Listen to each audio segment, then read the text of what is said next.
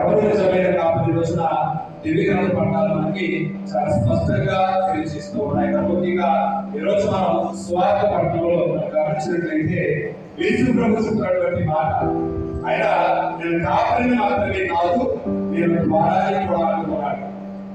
కాపరి అనేవాడు ద్వారాన్ని చూపిస్తాడు, కాపరి అనేవాడు మార్గాన్ని చూపిస్తాడు, కాపరి అనేవాడు గమ్యాన్ని చూపిస్తాడు.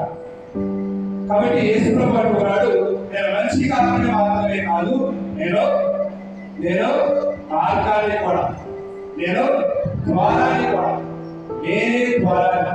ఎవరైతే నా ద్వారా ప్రవేశిస్తారో వాడు నిత్య జీవాన్ని పొందుతారు అని ఈ రోజున మరి క్రీస్తు ప్రభు మనకి ఆరాధించినటువంటి స్వార్థ పట్టణంలో స్పష్టం చేస్తూ ఉన్నారు.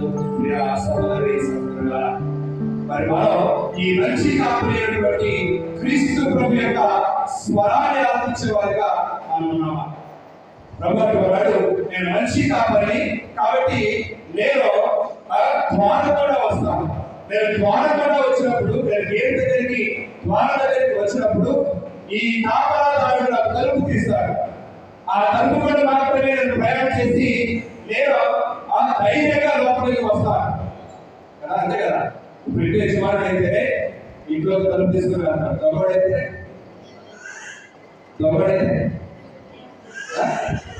వాడు దొంగతాడు, తలుపు మంది కొడతాడు. దొంగదారి కూడా ప్రవేశిస్తాడు. అలా కదా. దొంగడు ఎప్పుడూ కూడా తగ్గించాక ఇంటి గుమ్మలు ఇచ్చారు.